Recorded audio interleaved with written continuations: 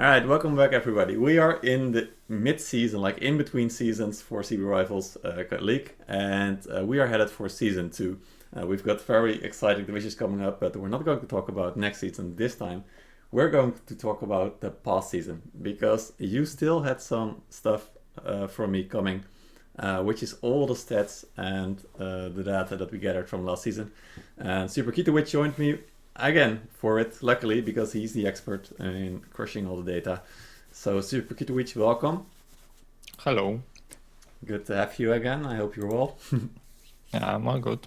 Good. Yeah, I'm CB, tournament organizer for CB Rivals, for those who don't know me. Superkietowiec also has a YouTube channel, which he uses to do like expert, how would you say it? Expert insight into units and classes and whatnot for Conqueror's Blade. Or just unit guides. Unit guides, exactly. Well, but expertly. No, it's really good. Okay. So make sure to go to his channel if you haven't yet. But we're going to talk about all the heroes, the units, the players, the teams, what they did in the past season, and also look at the meta from the last round, especially, right? Yeah, exactly, because there were some changes in like what units people use, which is kind of interesting. And I even have I just grabbed screenshots from the match starts of the finals for the feudal, how it's pronounced? Feudal division. Yeah, the first division. Yeah, exactly. And rustic, and it's kind of interesting, for example, because it's a feudal, and we can see there are like 0 Iron Reapers, which were kind of meta, like not so long ago.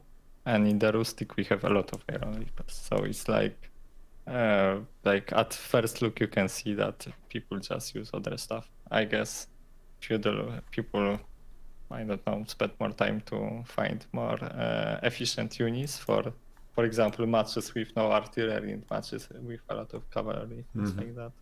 Maybe just Reapers are too slow to rotate, because we could see a lot of very fast rotations, which just, we could even say that these rotations win games, so you have to have fast units to do that. So, yeah, absolutely.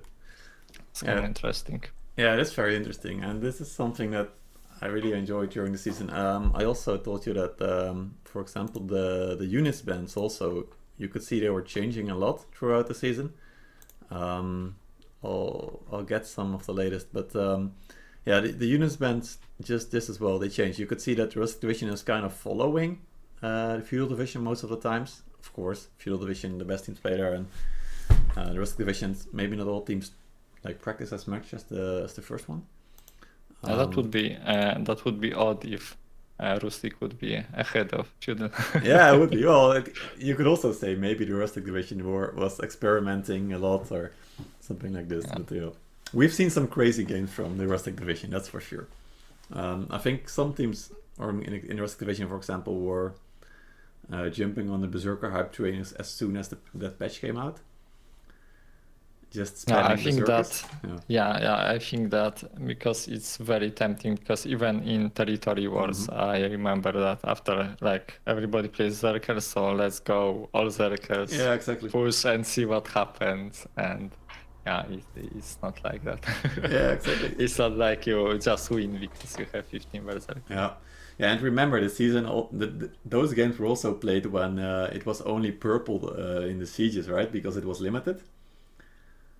So that might have been another reason for some teams to only play purple, I guess. Or yeah. All right, so that's interesting. Yeah, so units was definitely the changing meta, and I'm also wondering how much it will change in the next season, because so we're going to talk a little bit about next season, because next season we're going to start this at the same time as the regular season will start. So first 2 weeks we probably won't have any new units. But we will be having a lot of new patches. For example, Shield Maidens are pretty strong right now, so that's a very new unit we might see. The Varangian Guard will be introduced, of course, so there's already going to be such a different meta compared to now, right? I'm wondering what will happen, because right now Varangians are just too strong, but they are like, for example, with Huskars, it took like month of patches to, like they were tweaking them like each week. And yeah, we don't have Varangians that long, so maybe something will change. Mm-hmm. And with Shield Maidens, yeah, because you mentioned Shield Maidens, it's kind of funny that it was like discovered that they are strong right now, and then Varangians came out, which just smashed them completely. Mm-hmm. Like they didn't have much time to shine. I would say like they are okay right now until you run into some Varangians, which everybody uses right now. So that's the true. problem. Yeah, it is. Yeah, they are definitely strong. I really enjoy playing them. I always like them, but yeah, it's pretty weird right now. And apparently it was always there, right? For some reason. Yeah, it was like because they reworked them like long time ago, Yeah. and I guess nobody noticed because mostly because like things which make them strong are not described, and I don't think they were mentioned in the patch notes too. So it's just a random discovery that wait, when you do this and this, they work. Yeah, exactly.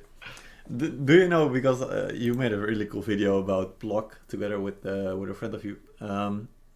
Is that now outdated as well with the shield maiden changes? Because to me, I recall correctly, the Shield Maidens had some different block. They had a very slow block recovery or something. Yeah, but I think that was changed like long time ago. But they were tweaking something about block. I heard some rumors, let's say, that block works a bit different right now, like because the shielded units perform differently than before. They stay alive longer, but I don't think anyone retested that because it's a lot of work. Yeah, I think that there were some tests with Varangians and that they have quite strong block, and I myself tested it, and what I found, for example, is that like Shield Maidens had this slow recovery that you wait a long time before they recover. And what I saw with Varangas is that if you wait a few seconds, they just have 100% block again. Yeah, they just completely restore it after a few seconds. So yeah, but most of the time you just switch to access, and so it doesn't really matter. But yeah, you can just smash them. Yeah, Frangian Guard pretty strong now as well after fixing the AI. That was really weak at first. Yeah, so that will be good to see next season. I'm looking forward to it already. But that will be like a month almost before we even get there. Yeah. All right. So let's talk about last season then, because that's what we got in front of us. Where should we start? So last season, guys, the Rustic division was won by Kebabs. The third division was won by Impact Esports, and the first division was won by Plebs. So what you need to know about our data is that we only got it from the Feudal division. We didn't get the Rustic or the Play-in division. Because we need someone to get the screenshots and stuff already, because there's a lot of work to do if we want to get everything. So if you want, go to the Discord, send me a DM, and help us get all the data in there, because it is really cool what we can do with it. So we only got the Feudal division. We're also missing a couple of games because the team captains or the players weren't able to get us like a proper good screenshot with 9020 by 1080 pixels. So yeah, sometimes stuff is in the way and then we just have to guess what stats they have, and that's not good. So there's a few games missing, but none of the big teams have any missing stats. So that's really important to know, I guess. Yeah, so that's basically what we had to deal with in terms of the data. So we're just going to show you a couple of stuff. If you're watching on YouTube, you can see it on the screen. And if not, then we'll just talk you through it.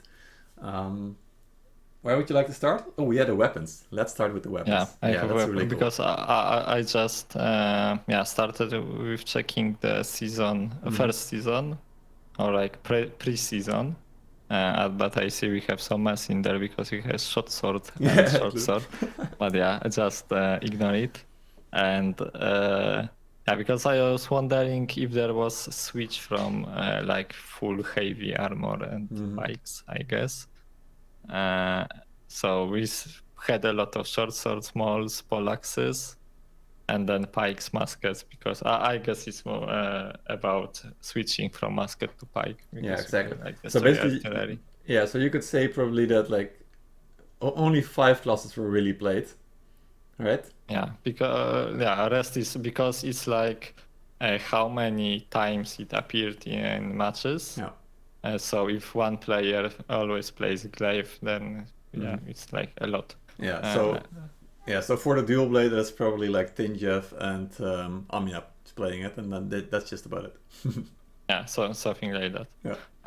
And this is the preseason, and right now we have also short swords, also poleaxes, but mauls fall out quite heavily because we have like 190, and before it was. It was second place. It was second place. Yeah, that's more important. Yeah. So yeah, I heard some talks about that. Like maul doesn't deal as much damage as before because like new units tend to have more blunt armor, and before it was the thing that you don't have blunt armor, so maul just destroyed everything. Yeah, true. But yeah, unfortunately, we had an issue with taking the classes, and we didn't count no duchies. So that's why it's at the bottom. But I can see that in the finals, where is that? Not here. In the finals, we had one no Dutch. Yeah. Right there. So yeah, there is that. Exactly. Yeah, you're the Nadachi fanboy, so you just had to bring it up, right? Yeah, that's important. Exactly. Yeah, but truth be told, so Nodachi was definitely played a lot at the start of the season because it was really strong at one point, and it still is strong, I think. But yeah, it is really strong, but it was overpowered before, and now it's just like I guess normal. Yeah, just not there. But it's definitely more than 4, but not above 100. That's for sure. An interesting part. Before we had 32 dual blades, and now it's 46. Yeah, enough as well. So we have 2 more dual blade players. Exactly. They're slowly showing themselves, the dual blade players. Yeah. Yeah, and interesting. What I find really, same for the longbow. So that is like Watson from Pond Guard probably. And I know there's a longbow player somewhere else as well, and it might also be a dual blade that's for some reason starts with a longbow on a defense or something. You never know. Yeah, that would make sense. Yeah, and then of course the longsword is Temple Shot, probably is the only one. Before we had a few. Did we have any? Yeah. Before long swords. I guess 1 or 2. Slow increase as well. Yeah, that's good. A bit. Well, I mean, if you look at it in percentages, that's a big increase. You could say that. Because the longsword is kind of got much tankier with the new runes, but like other than being tanky, I think it's not really enough. It's not like you win matches in tournament because like one longsword was blocking the cap for 1 minute. Yeah, exactly. That doesn't happen. Yeah, I think the real benefit of having one longsword, and we could see that with some teams in some matches, is that sometimes there is like a defensive position that gets very easily bombed by like Sikalian or by Shenji, and then you just need something to keep your units alive for a little bit. Yeah. And then it might be useful to have one longsword. Because there was a bunch of alchemists even in finals. Yeah, true. Alchemists are also prolonging this defense. Yeah, absolutely true. Yeah, that's really interesting. All right, so in summary, short sword still number 1. Poleaxe took second place. Maul dropped down to 4th place from 2nd place, and Pike 3rd place, going up a little bit. Musket still at 5th place, but again, most likely a shared unit hero class with the Pike because it's dual blade or like a medium armor. Yeah, and then for the light armor classes, we can see dual blade, longbow. They're like together there. So that's about it. I'm wondering when they will do something about like changing short sword, because even like in territory wars, it's just like go to class. If you don't know what to play, just play short sword. And you'll be fine. Throw yourself at the enemy and you will do something. Yeah, that's true. The funny thing is though, if you bring up from the finals the screen again, there's not that many short swords, is there? On one side, Yeah, on one there side is a there lot is. of Yeah, them. true. Yeah, so Let me see there. Yeah. yeah. So Self Slayers like short swords, Yeah, exactly. but they lost. So maybe there is something to it. Yeah. Yeah, and then you can see plebs with a lot more mals. Yeah, so there's a difference there. That's probably what you see. So it's almost always like a third or so of the hero classes with a short sword or a mal or a poleaxe, and then the others are a mix of medium, some light. Yeah. Because it's just much easier to not die randomly with the heavy armor. So Yeah. it's just safer. Yeah, true. All right, that's good. All right, let's go back to the stats then. What's the next thing we can show? We have the highest kills and things Okay. like that. Yeah, no, highest deaths. Let's start with highest depths because we were just talking about depths. Okay, So so we this- have the highest yeah, deaths. Yeah, so this one is a bit rough for Rose, last place team. But you gotta die glorious, right? By the way, the guys who got the MVP in the stats that we're going to show you now, like the first ranking, they were all given a role in the Discord. So this was the Glorious Death Award, and it goes to Berserker mode with 43 deaths throughout the season. So congratulations to Berserker mode. Well done. You can say that they didn't run back to the supply. Yeah, exactly. Yeah, they just went in and died. Yeah, so to me the interesting thing about it is not that Rose is topping the death board because they were the team at the bottom. You would expect them to have a lot of death, I guess. But more interesting to me is that Slavs, who is also close to the bottom and not all the way at the bottom, is actually having so many deaths. And then if we go more down, we will see all the like bottom 4 or 5 teams there, right? But even then, I'm surprised by how many there are from the same team. Yeah, let's see the other side, how it looks. Yeah, true.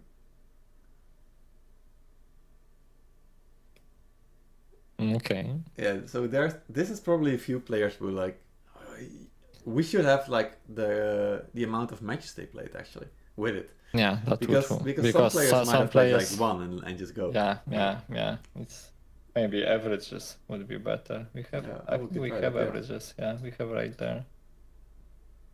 Yeah, average death, skills and assists. Yeah, this is interesting then. Yeah. Yeah, so Kicker Amya with an average depth of 1, same for Tinjev, Hammock, Kicker Wero, Corn Berserker, they all have 1 average depth then. Yeah. We can get it sorted there, yeah.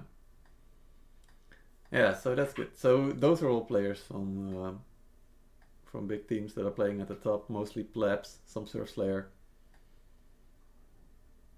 That's good. And they're also the players that get a lot of hero kills. If you look also at the average kills, right? 7, 6, 4, 4. That's pretty high average hero kill as well. Yeah. So maybe totals. And yeah, now we have it. Yeah, now we get to do the total kills. All right. Here we go, guys. Kicker Amya with the highest kills. He's the Assassin Award on Discord, followed by Tinjev. Amya has a 78 and Tinjev has 73 hero kills. That is like so much. Because the third place is Hammock with 48, and that's a pretty big gap there. So those two players, both on Dual Blade, actually averaging around 6 to 7 hero kills for every single match. And that is insane. Yeah, for the future we need to get some average class of the player. Yeah, that'd be nice. Yeah, that'd be nice. Yeah, so this is pretty impressive if you look at it. Like there's a lot of guys with like 30 to 40 hero kills, but if you get above 60 or 70, it's just insane for one season. Yeah, now we have everybody. Yeah, it's like Dual Blade, just there's a big jump. Yeah, and who knows, maybe we might see more guys with the Dual Blade somewhere. Maybe, but the thing is you cannot have too many of them at yeah, once. that is true. You want, I mean, it's probably good to have one in the team, right? Just if you see what one player can do with it, but you need to be really good with it. Yeah, you need to know. I recently started learning dual blade, and I'm not averaging any kills. Yeah, I can tell you the same. I'm just throwing daggers and ulting once, and then I'm out. Yeah, throwing daggers is nice. Yeah, throwing daggers is fun, but it's a bit shameful. Yeah, all right. Yeah, so congratulations to Amia. Tinjev was really close. He was closer this season than last season. He was also second in last season, I believe. So who knows? Maybe Tinjev can stop Amia from getting third. Yeah, kill that was award close. next That season. was close. Yeah, it was really close. Like 5. That's not a lot. Yeah. Yeah. Yeah, that's cool stuff. All right. What's next? Assist. Do we have something next? I had somewhere. I will need to find the average deaths per map. Something like that. Let's see. Yeah, we could also This- change total deaths to like unit kills or assists. Let me check this one. Yeah. Okay, maybe. Okay, so that's the average deaths per map. Oh yeah, that is good stuff. So, but I'm wondering because it might be also because you get a lot more deaths if the defending team just wins and they farm enemies for a few minutes. Yeah. So the maps with the most deaths probably are also the ones with which are defender sided. Because if attacker wins, and there is not too many deaths because they just go through and finish the game. Yeah, true. I do see now though that we have to change Caracas Castle. race. Yeah. Yeah. Not sure how many matches there are, but that's probably not going to change too much. But it's at the bottom and at the top, so we have to change it there. yeah, that's the problem with this gathering data from screenshots. Yeah, exactly. It tends to get some these typos everywhere. Yeah, you have to get flawless like results from it. All right, but let's take a look at what we do have. So we might have to ignore Court Castle just a little bit then.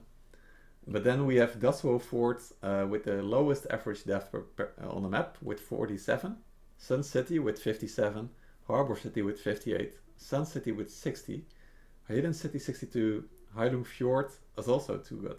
Yeah, 63 and 76, so probably around 70. And then Sun City 65, Wall Fort 69. But we have Sun City 3 times. I think that's 3 times as well. Oh, damn. Then I guess this doesn't work. Yeah, we need to go try with this again. another one. Yeah, we need this to clean this up. Yeah, let's clean this up. But we have that. That's the match with least deaths. Yeah. Yeah, so this is the match between plebs and slot blockers, which is probably like the fastest match that happened during the season because it only had 32 deaths, which means that the slot blockers players most likely died twice each, and that's it. Game was over.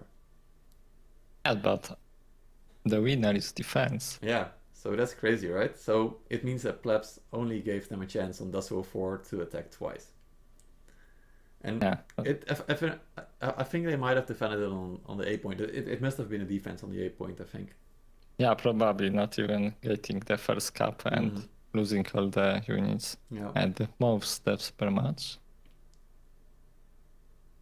Yeah, so most deaths. Interesting. Rose versus Blame Elias on Walford. Yeah. But this is the winner and is defense, so they probably just farmed them. Yeah. Maybe let's see, not the top, but some others. Yeah, they are just. Yeah, where the attacker is not the winner, or defense is not the winner.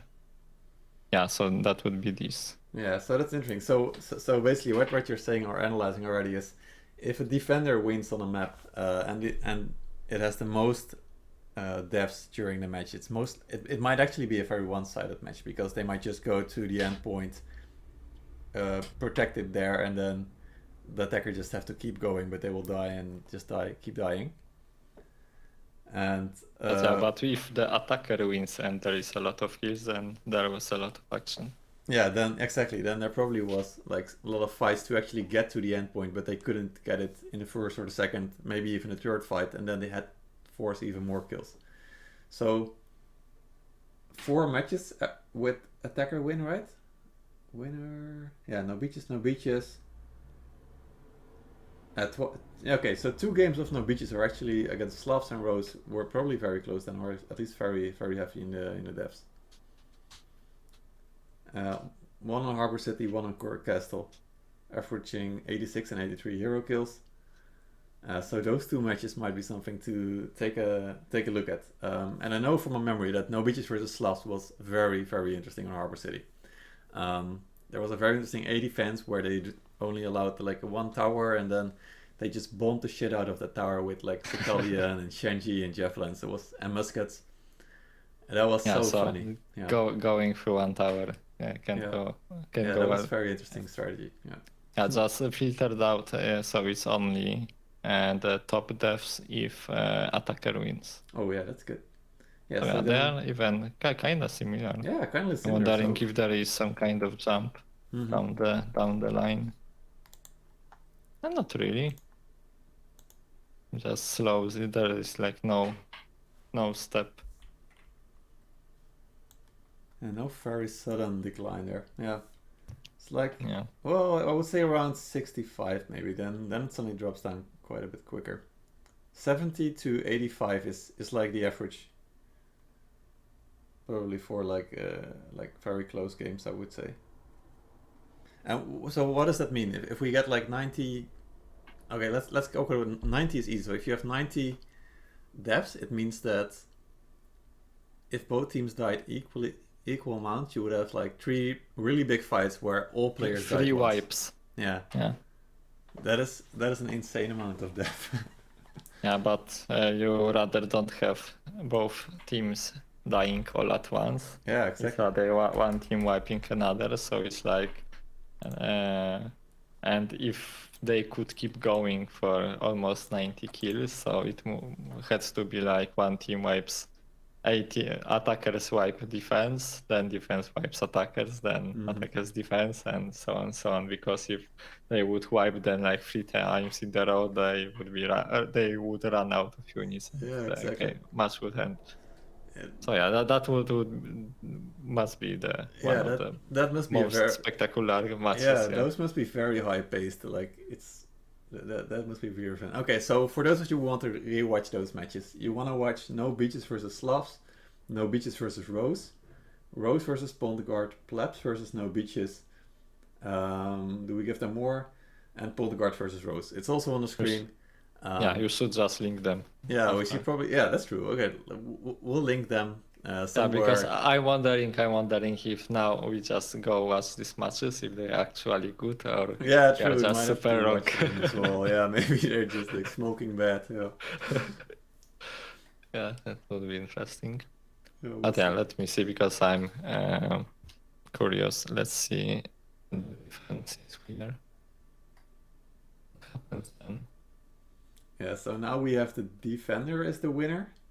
Yeah, that Yeah, Rose but versus it's Lane almost- game was insane. But whoa, that's a big drop off, right? Yeah, I think that's like the big, like they had to won hard on defense. Yeah. Like maybe they made a lot of attacks and they quickly ran out of units, and then, or maybe they barely took the 1 point, Yeah. but were left with nothing, and then you just had extended time to Yeah, just exactly. Yeah, they probably had way too much inflate the time. scores. Mhm. But yeah, but like other rest of the matches is similar to the attack. Yeah, it's kind of similar in terms of the depth. Yeah, true. It's also around 80-50 to 75-70. Because I was expecting that it will be like more around 100. Yeah. But maybe there were not too many one-sided matches. Yeah, exactly. So if I take a look at those matches, then if one that stands out is Rose versus No Beaches, because No Beaches versus Rose, so the other way around, on Huilum, on Cork Castle, also had a lot of deaths. So that match probably was actually pretty close, because both on defense and attack, No Beaches and Rose got like a lot of deaths. Okay. And then Playmailias versus Plebs, I think is also interesting because those two teams are at the top four. Like they're really good teams. So them having a lot of devs probably also means that it's going to be an interesting match to rewatch. Yeah. We'll see. All right, good stuff. This is interesting. I All think right, so I yeah, ran out of stats. yeah, we'll link these somewhere. All right, can we get total assists? We need to have those as well. Total assists. Yeah, so it we was just copy it was like there. yeah, if we just copy like total. Yeah, We same have devs. total assists Yeah, in you can just there. change this. Yeah, We have there. exactly. And then we need to But do we could order order by them. Yeah, exactly. Assists. There we go. All right. So for the assists, we have kicker Flynn from Plebs, I believe, at 139 assists during the whole season. We have kicker Rinko with 134 assists on the whole season. Matt with 133. Oh, tied with Hammock actually, also 133. I have to change that. So congratulations to Flynn getting the I'm Helping award with the assists. Really good job. Yeah, mostly Plebs. Of course, at the top there. Look at all the kicker guys. They're in the top 10. They are helping. Yeah, they are helping, absolutely. If you're having a siege and you find a kicker squad in your team, just stay close to them. They will help you get kills. But maybe they just have a lot of assists because there was a lot of kills. Yeah, true. That might also be true, like with the Amiens stuff.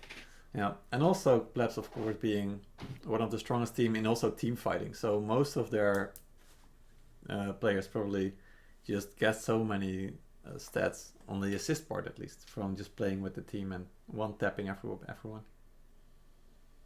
So yeah, interesting. I'm very interested in what units these guys play. Yeah, something that we hope to show in the future, the units, but that's going to be a bit trickier. But the units might really affect like the score that you receive in so many ways.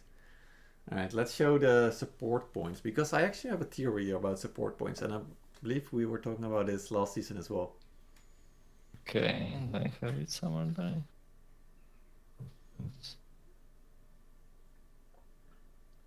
We don't want some of support points, or we want? Yeah, we want. Yeah, exactly. There we go. All right. Do we have a descending? Yeah, good. All right. So for support points, we have kicker Betty with 8,308. We have General Weep with 6,580, and kicker Dunkel with 6,444.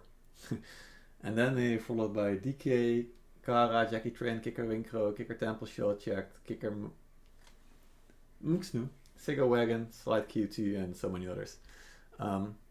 Yeah, so kicker Betty, congratulations with the support point award. Yeah, that's like a pretty big difference there, right? 2,000. Do you want to compare it to the previous season? Oh yeah, if we can. Yeah, sure. Let's see. Do we have it? I think we do. Yeah. Oh, seems like 6,000. Yeah. Yeah, but isn't it? It's like it's fewer games probably. Or maybe they just increase the amount of support points you get. Yeah. If you look at it, they almost must have, right? Can you repeat? If you look at this, like the top 10, it goes from 6,000 to 4,000 basically. Yeah. And now it's from 8 to like 5. So that's like at least a K more on average. And the second has 6,500. So but yeah, there is this also other thing that there was a lot of claymores played, and they generate a lot of support points. Yeah, true. And also the Reapers with the healing. I think that wasn't in that was also there in last season. Yeah, Alchemists, things like that. Alchemist, of course. Yeah. Yeah. So last season, I believe we saw like a lot of the team captains with tons of support points, if I'm correct.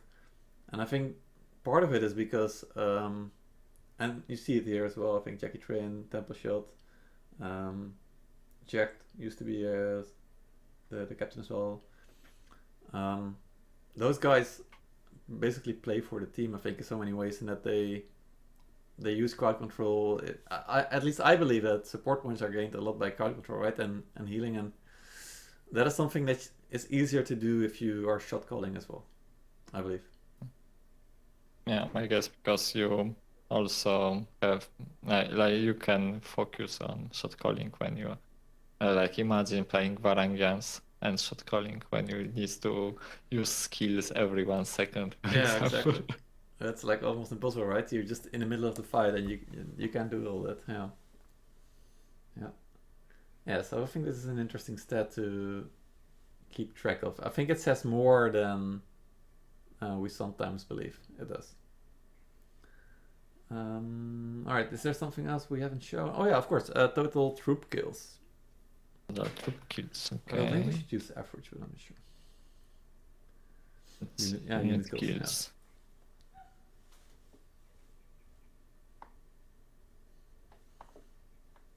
Yeah. All right, here goes the unit kills. So Slide QT with 955 unit kills, followed by Kara 1 with 953. That is 2 unit difference. Damn. And then Kicker Minxnu with 928. So there's a small gap there. And all of the top 10 basically has 800 or more unit kills over the whole season. So Kara, you got robbed from first place with only 2. That's too bad. What is the average? Can you change to average? So some average instead of sum? I think I have it right there. Let's try. Oh, you forgot the average there. Yeah. Alright, so average unit kills, then we suddenly have a set of Babylon, Drogun, and Kicker O Hydra. Very different names there. Is this from season 3 as well? Yeah, it is. So 105 unit kills on average, 103 and 100. So again, I think this is because some of those players probably haven't played that many matches, right? Yeah, you have. Yeah, probably that's the problem. Mm-hmm. So we see Kicker MX New, I think is the first. Oh, no, Slide Q here, there we have him. Slide QT is Can I on count matches? 4, 5, 6, 7, 8, 9, 10, 11. 11 plays with 80 average unit kills. And we know he was playing very well. Kicker Boomin also 83. So like the top players probably have like around 80 unit kills count on of average. matches in there. Yeah. Oh yeah, that's good. Excellent. Yeah, so definitely true. So we can see that the guys that have played most matches, like so 10 or 10 I to will just 12, go with like over 5 matches maybe. Yeah. Or maybe even over 10, because then you've played like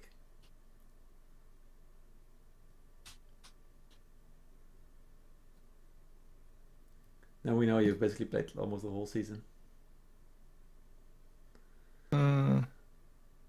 Oh, it's not this. But it's interesting. So you can already see that the average kills that a good player is getting on a team is like 80.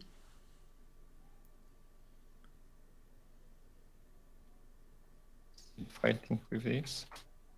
Yeah. Okay, that works. No. We tried. Oh wait, it is. But we got it works. Yeah, you got it. Alright, perfect.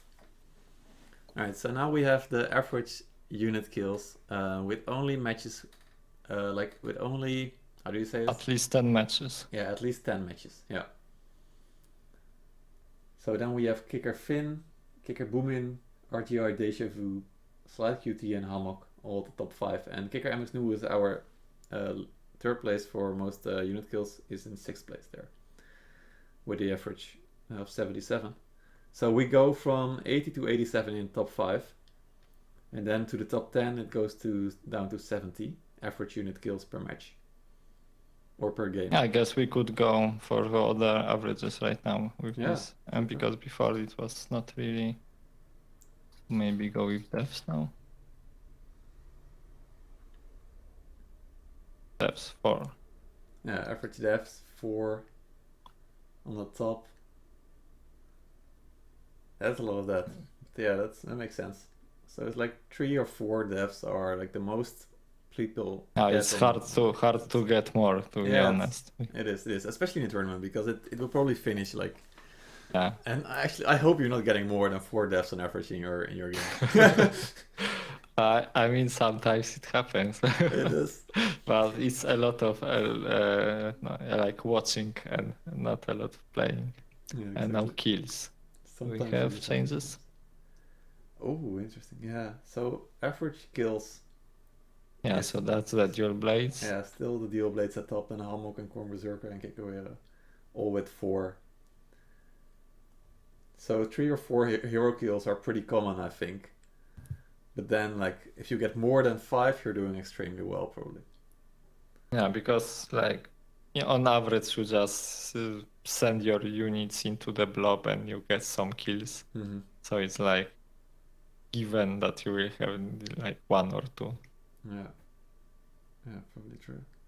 What I also like is that the guys with the most average deaths or kills have only like 1 average death. So they're not only Yeah, really good at getting the kills, but they're also really good at getting out. yeah, because if you are dead, you won't score the kills. Right? Yeah, most likely. Unless you're burning someone or poisoning. But yeah, yes, exactly.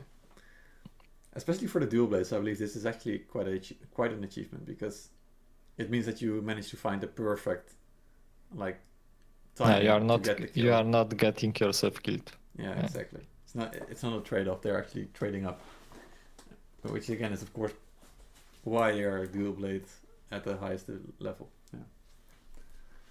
All right, excellent. All right, I think this is good. Was there anything else we would like to show, or I think we did everything almost.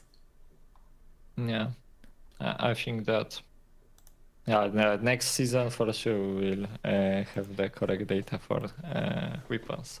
And yeah, I'm exactly. wondering Yeah, so because I think because we have also dates of the matches, so we could prepare something like let's say chart yeah, to see how maybe people start the season with some weapons and then switch to others. That would be nice. That would be hard to prepare right now because yeah. we have the data in there. Yeah, now we just have to use it. Yeah, we will use it. Exactly. We'll use the power bestowed on us. Yeah, yeah. So we're definitely going to use the data for next season. We hope to like vastly improve the broadcast quality. We'll be getting it all on one Twitch channel, at least for the highest division. The other divisions might be different.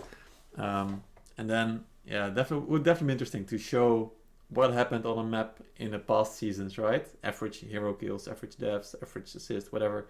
And then to compare it to what's happening that season, maybe look at some of the units, like you said, we can just look at some screenshots from matches, right, and compare the units that were chosen.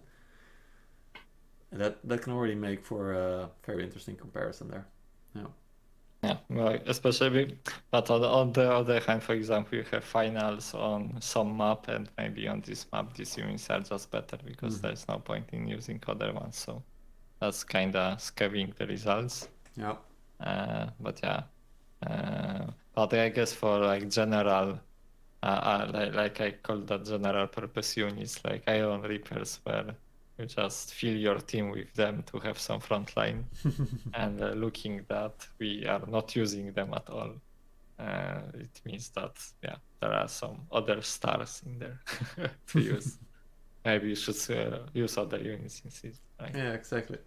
Yeah, so once we get more data, like you said, you can just not only look at, wow, someone is getting the most unit kills, or whoa, someone is getting the most hero kills, but you can also look at why is one team getting all those unit or hero kills, and is it the unit? For example, how you like that would be the best start to have the unit composition because we could see how they changed because it's like how the meta changes. Yeah, exactly.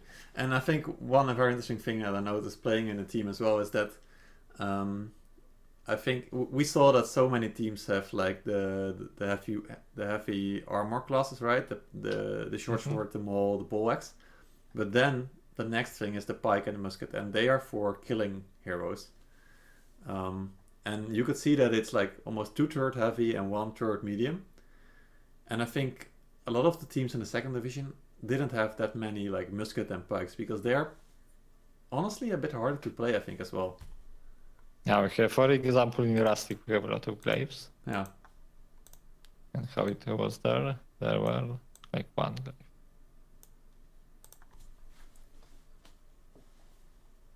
Yeah, so... But I think that, for example, because Pike and Musket, it's like you play heavy classes because they are hard to kill. Mm-hmm. And Pike and Musket are also hard to kill, so they are just... like you could play something else, maybe it would perform, but if you misplay, you are dead. Yeah, exactly. And, like Spear, for example. Yeah, and these classes, even if you slightly misplay, you are not dead because you just press a button and escape. Yeah. Yeah, so you could say it's about a class needs to be survive stuff at the very least, either by being dodgy or being very tanky, and then preferably they need to do a lot of damage as well. I mean, it's pretty obvious, but you can see it very clearly in the hero classes that the top teams pick. Yeah, so I would sum it up as just class needs to be easy. Yeah, true. The easier it is, the better it gets. Yeah. Yeah, true. Yeah, so it's good.